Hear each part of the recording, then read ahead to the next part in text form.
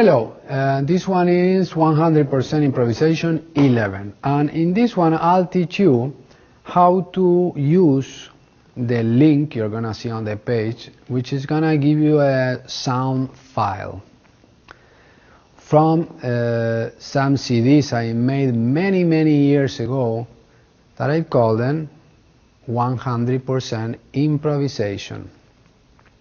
They're audio files, right?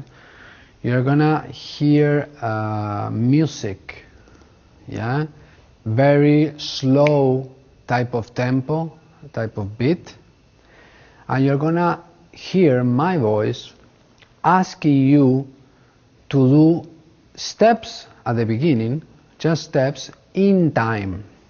So because this one is your first class where we're going to be talking about time, okay? So when we are talking about time, see, what changes is that when I count 1, 2, 3, 4, it doesn't mean you have to move anymore. But what's really important is that in number 5, you execute the step I will be asking you to do. So what's important is just the step in the time I'm counting. So now from 1 to 4, you don't have to perform anything if you don't want to. You will perform, but when you get used to the exercises. Let me show you how I can show this exercise to a beginner first class that have never had tango before. So you have a reference of how easy it can be done. So you have your partner in one leg, right? So you're gonna hear some music. This will be the beat. And you're gonna hear my voice saying, number 5, now it's gonna be a front cross, right? So you set up the front cross, and I will count 1, 2, 3, 4, front cross. There you are. So this is a perfect way to do it. So I want another front cross. There you go. So I count 1, 2, 3, 4, front cross. There you go. When you get used to put this on time, start to move.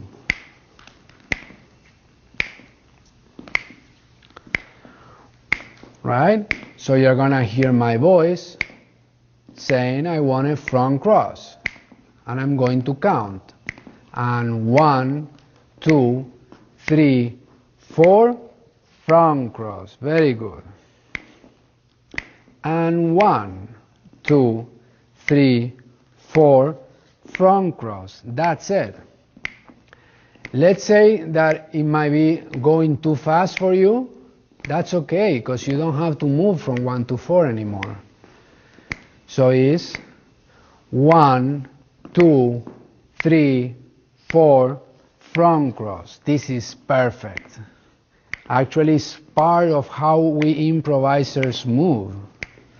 So you're learning the essence of improvisation. So it's 1, 2, 3, 4, front cross. That's it. That's it.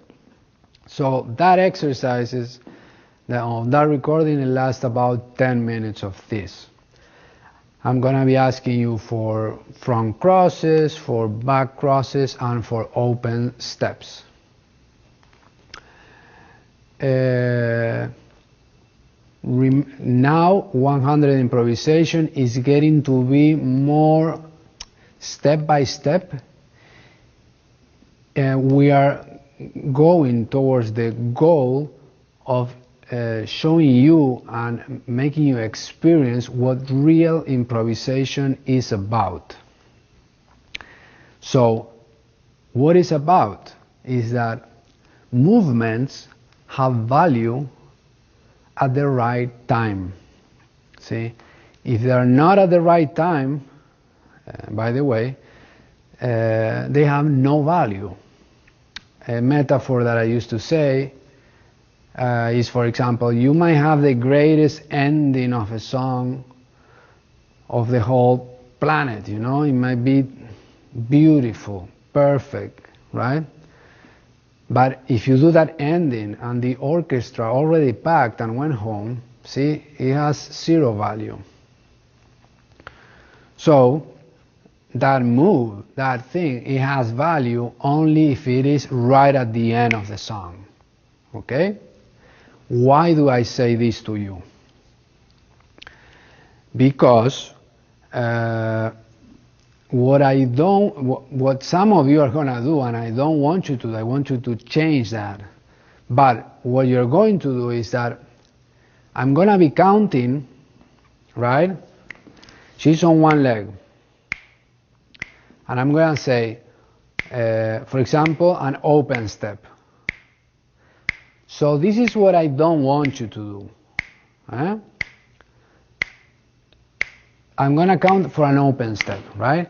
And I count 1, 2, 3, 4, open step, and then you do it. You get it? Because it's not in time. You get it? So when you know that time already passed, I want you to let it go. That's it. You will have your next chance on the next count. Do you understand what I mean? But I don't want you to be forcing movement when time is gone. Why? Because the best skill for an improviser, let me put it this way. When you see me on maybe on some videos or on stage, you know, displaying some type of movement, or when you see, you know, whatever dancer you love the most, whatever you like the most, when they are in these positions, you know, and looking at each other and embracing each other, see, they're not in love. You understand? We are not in love. We're, you know, looking for what step comes next and in what time. You understand? And if time has already passed, that's it. You don't go for it. Do you understand what I mean? You keep in control, you relax, and you wait until the next that you can really, really put in time. Because if you move out of time, basically you are selling your own mistakes. And we don't want that. So, let me show you last time how to do it, for example, with the back cross. So, you're going to hear the music, you're going to hear my voice. And this is the time. And I want you to lead a back cross. So if you are more a beginner, you set up the back cross and you wait for me. I don't care. So I count 1, 2, 3, 4, back cross. There you go. And if you are more advanced, you dance. And I count 1, 2, 3, 4, back cross. That's it. If you are more advanced, you dance. While I count. And then, for example, I might count 1, 2, 3, 4, back cross. Yeah? So, take it at your own level, relax, have fun, and see you on the next class.